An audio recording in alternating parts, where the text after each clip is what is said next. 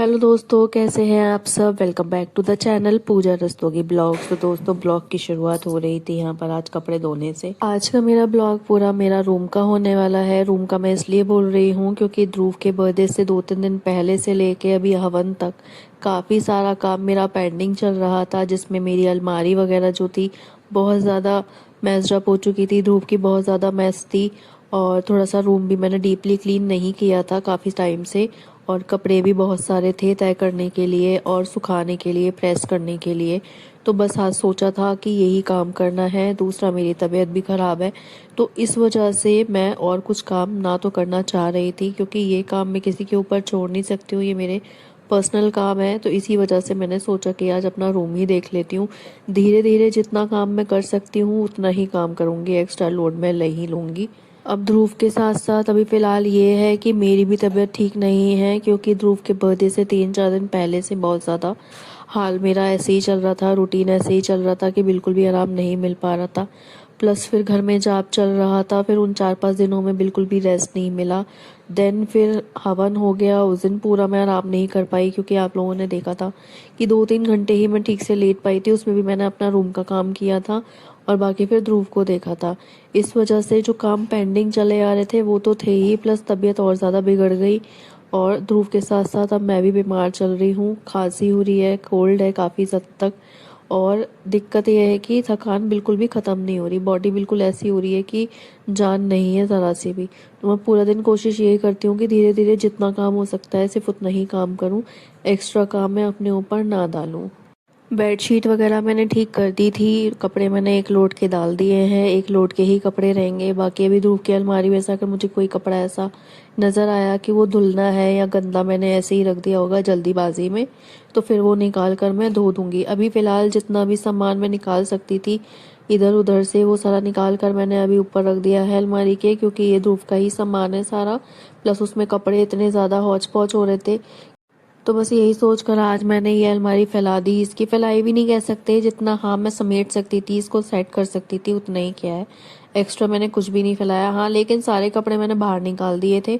अलमारी के अंदर ही अंदर जो सामान ऊपर नीचे करके सेट कर सकती थी उसको मैंने सेट कर दिया था, क्योंकि अभी कभी कभी मुझे ऐसा हो जाता है कि जल्दी में मैं कुछ सामान अपना भी इसमें ठूस देती हूँ, क्योंकि मेरी वाली जो अलमारी है उसमें कभी कभी स्पेस नहीं रहता। तो जो सामान मुझे इसमें रखने लायक लगता है छोटा छोटा, वो मैं इसमें भी रख देती हूँ। तो वो सामान फ़िलहाल मैंने सारा निकाल दिया था। इसकी दवाइयाँ वगैरह सब कुछ, टॉयज़ वॉयज़ मैं सब इसी में ही रखती हूँ। पूरी टोटल अलमारी इसी की है। बस 1-2 रैक में मैंने थोड़ा सा खाने पीने का सामान इसमें नीचे रखा हुआ था पहले, लेकिन अभी इसमें वो भी नहीं रखा हुआ है।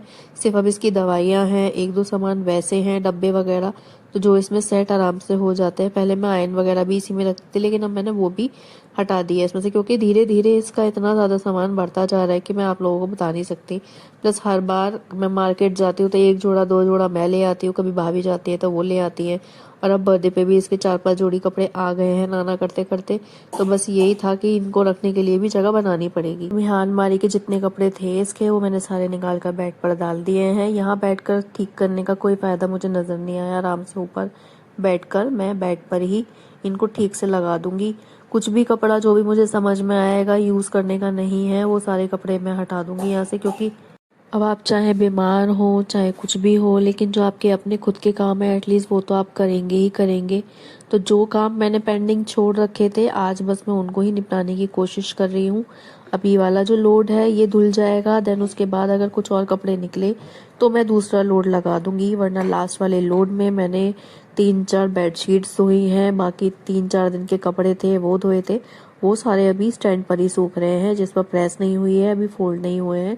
तो फिलहाल पहले मैंने यही सोचा कि ये वाले कपड़े मैं धूप के जो हैं ये सब तय कर दूँ, देन उसके बाद स्टैंड पर से कपड़े लेकर आऊँगी, क्योंकि स्टैंड खाली होगा तभी वो वाला जो लोड मैंने लगा रखा है वो सूखेगा। अब जो सूखे हुए कपड़े हैं उसमें जो प्रेस वाले कपड़े होंगे उनको मैं सेपरेट कर दूंगी। देन जो लोड वाले कपड़े हैं जो धुल रहे हैं उसमें से जितनी भी इनकी टी शर्ट्स होंगी या जो प्रेस वाले कपड़े होंगे वो मैं हाथों हाथ ही प्रेस करके रख दूंगी। फिर ये रहेगा 3-4 दिन, मुझे भी आराम रहेगा, मुझे कपड़े वगैरह प्रेस करने के, धोने के ज़्यादा टेंशन नहीं रहने की। और सच बताऊँ ना तो मेरा आज बिल्कुल भी मन नहीं था कुछ भी काम करने का, क्योंकि ध्रुव रात में परेशान करता है, प्लस दिन के काम जितने भी होते हैं वो सारे करने होते हैं। आज सच में सुबह सोचकर यही उठी थी कि जो ज़रूरी होगा वही करूँगी, पर ये था कि इनका लंच बनाना था, इनको भेजना था, नाश्ता था इनका, फिर बर्तन वगैरह थे कुछ, वो सारे देखे। देन उसके बाद ध्रुव को ऊपर लेकर आई हूँ, इसे दवाई वगैरह दी है, तब जाकर ये थोड़ा सा नॉर्मल हुआ है, वरना इसको खांसी कंटिन्यूसली उठती है तो मुझे बहुत ज़्यादा टेंशन हो जाती है।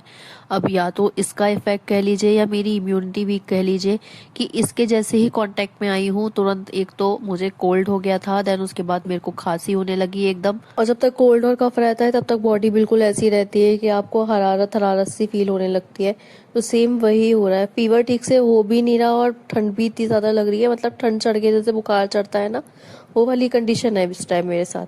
कुछ तो कोल्ड और कफ की वजह से, कुछ थायराइड की वजह से भी ऐसी होती है मेरी हालत, कि मतलब मैं अगर 1 नंबर पे भी पंखा चला रही हूँ ना तब भी मुझे ठंड लगती है बहुत ज़्यादा। तो एसी में भी मैं सरवाइव नहीं कर पाती, पूरा दिन मैं कमरे में गर्मी में रहना पसंद करती हूँ, क्योंकि मुझे ना बहुत ज़्यादा ठंड लगती है थायराइड की वजह से भी।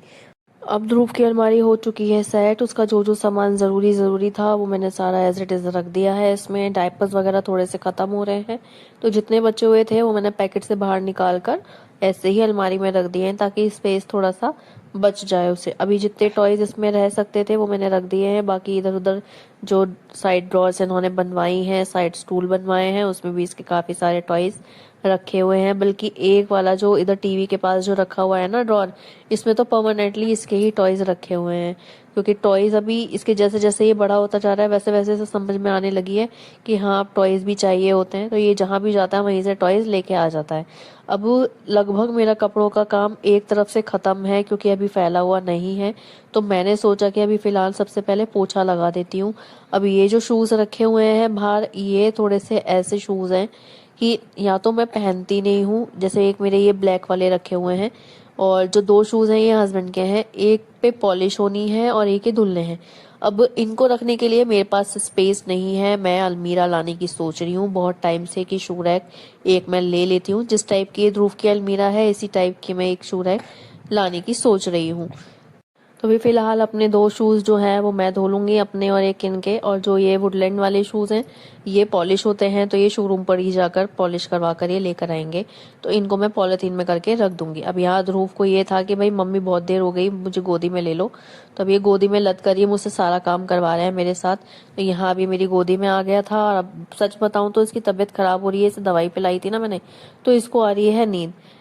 अब ध्रुव नहा लिया है, अब ये सोना चाहेगा तो सो जाएगा। बाकी मैं भी इसके खाने के लिए एक आम लेकर आई थी, केला लेकर आई हूँ नीचे से, थोड़े से उबले हुए चावल लाई हूँ, दूध लाई हूँ, और थोड़ी सी कोल्ड ड्रिंक लेकर आई हूँ, क्योंकि मुझे बन रहा था एसिड, तो मैं थोड़ा सा कोल्ड ड्रिंक ले लूँगी काला नमक डालकर। लेकिन अगर इसका कुछ भी खाने का मन नहीं करेगा तो फिर मैं इसको दूध ज़रूर पिलाऊंगी, क्योंकि दूध पी लेता है तो थोड़ा सा ये है कि इसको भी पेट भरा भरा सा फील होता है। लेकिन कोशिश मेरी साथ में ये रहती है कि इतनी सारी चीज़ें तो मैं लेकर आई हूँ, उसमें से थोड़ा सा ये कुछ तो खा ही ले। अब यहाँ इसके बाल वगैरह बना दिए थे मैंने, इसको मैंने कहा कि भाई डांस वगैरह करके दिखाओ, तब ये आप लोगों को डांस भी करके दिखाएगा। आजकल इसको बड़ा शौक चढ़ता है नए नए गानों पर डांस करने का। तो यहाँ मैंने अब इससे प्यार व्यार कर दिया था थोड़ा सा, और इसको भी मज़ा आ गया एकदम। देखो इसको भी लगा कि हाँ अभी मम्मी बहुत ज़्यादा टेंशन देती हैं, बच्चों का हमेशा यही रहता।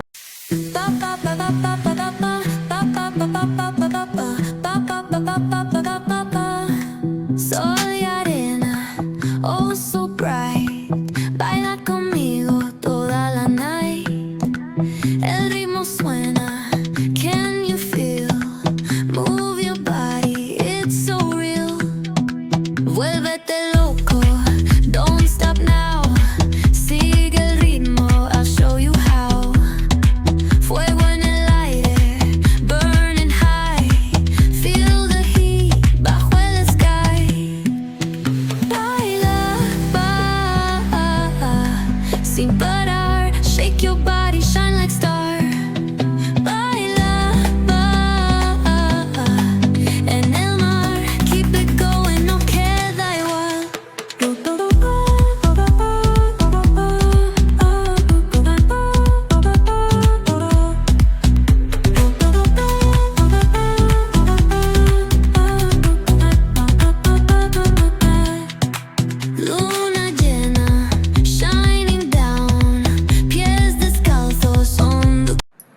चला गया है अपनी अम्मा के साथ नीचे, थोड़ी देर खेलेगा। इतने में अपना ऊपर का बचा हुआ जितना भी काम है वो निपटा लूँगी, क्योंकि अभी टाइम हो रहा है तकरीबन 4:30 बजे का।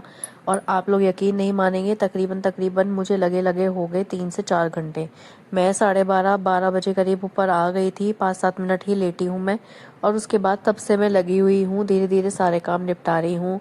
फिर ये रहेगा कि आगे आने वाले हफ्ते 10 दिन तक मुझे रूम में हाथ ज़्यादा डीपली लगाना नहीं पड़ने का। अब जो लोड धुला था वो मैंने रिक्लाइनर पर लाकर डाल दिया है, और ये वाला लोड वो है जो ध्रुव के बर्थडे के बाद मैंने धोया था। तो वो अभी सूखे हैं कपड़े, अब जाकर थोड़े से मुझे अभी भी हल्के हल्के से गीले से लग रहे थे, क्योंकि अंदर की तरफ ही फैले रहते हैं, तो इस वजह से इसमें ज़्यादा धूप लग नहीं पाती है। और बाहर स्टैंड निकाल के रखने का मतलब है कि अगर बारिश आती है तो आपको भाग दौड़ करनी पड़ जाती है।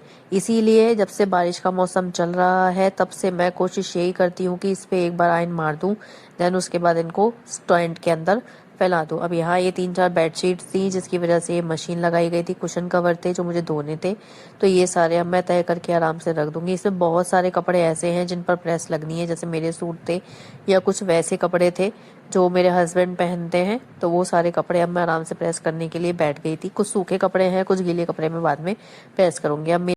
अब मेरे ब्लॉग पे बहुत टाइम पहले एक कमेंट आया था कि आप अगर बोर फील कर रहे हैं कपड़े तय करते हुए, कपड़े प्रेस करते हुए, तो आप टीवी पे अपना कुछ भी फेवरेट सीरियल लगा लीजिए या कोई भी आप क्लिप लगा लीजिए, देन उसके बाद आप ये वाला काम स्टार्ट करिए। अब आजकल फिलहाल क्या हो रहा है कि रात के टाइम में हस्बैंड 1-2 सीरीज लगा लेते हैं, तो फिर वो देखने लग जाती हूँ, तो उनको आगे देखने का मन नहीं करता, क्योंकि वो चीटिंग हो जाती है कि फिर हम दोनों जब साथ में देख रहे हैं तो रात में आने के बाद हम लोग फिर वो साथ में ही देखते हैं। इसीलिए नेटफ्लिक्स पे एक आजकल लॉकअप करके एक सीरियल चल रहा है, रियलिटी शो चल रहा है। हालांकि मैं उसको देखने की इतनी ज़्यादा यूज टू नहीं हूँ, मैं रियलिटी शोज बहुत कम देखती हूँ, पर 1-2 क्लिप्स जैसे देख लेते हैं तो थोड़ा सा इंटरेस्ट आने लगता है। तो आज पहली बार नेटफ्लिक्स पे मैंने वो वाला पार्ट मैंने लगाया था जो मैं देखना चाह रही थी। तो यहाँ कपड़े प्रेस करते जा रही थी और 1 घंटे का वो रियलिटी शो चल रहा था नेटफ्लिक्स पर, तो वो मैंने देखा है। और कपड़े सच में बता रही हूँ इजीली प्रेस हो गए थे, 1-1.5 घंटा लगा था, क्योंकि कुछ गीले थे कपड़े और कुछ सूखे कपड़े भी हैं, तो बस इसलिए जल्दी जल्दी जितना हो सकता था उतना मैंने ये सारा काम निपटा लिया है। अब तकरीबन 6:30 बजे का टाइम हो रहा था। ध्रुव ने मुश्किल से मुश्किल 15 से 20 मिनट की नैप लेनी है, उसको अभी थोड़ी देर के लिए मैं यहीं पर ही लिटा लूंगी, देन उसके बाद जो भी काम होगा निपटा दूंगी, और उसके बाद हम लोग फिर अपना नीचे का काम देख लेंगे, रसोई वगैरह का।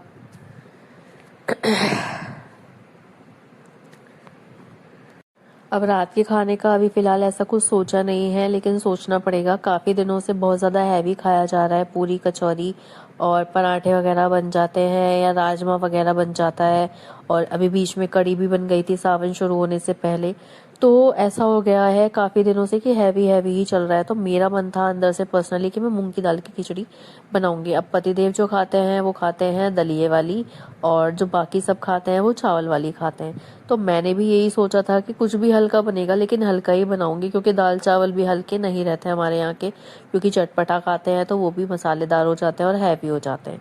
तो बस मूंग की दाल की खिचड़ी खाने की सोची थी मैंने। अभी नीचे जाकर देखूंगी सबकी राय क्या रहती है, बाकी इनसे फ़ोन करके पूछूंगी कि इन केस अगर इनको कुछ अलग खाना होगा तो वो मैं बना दूंगी, क्योंकि 1 दिन पहले इन्होंने चुकावनी खाई थी, तो इन्हें बहुत ज़्यादा हैवी फील हो रहा था। इनका पेट मुझे ऐसा लग रहा है कि डिस्टर्ब हो गया है, तो इनको भी हैवी की जगह थोड़ा सा हल्का ही देना पड़ेगा।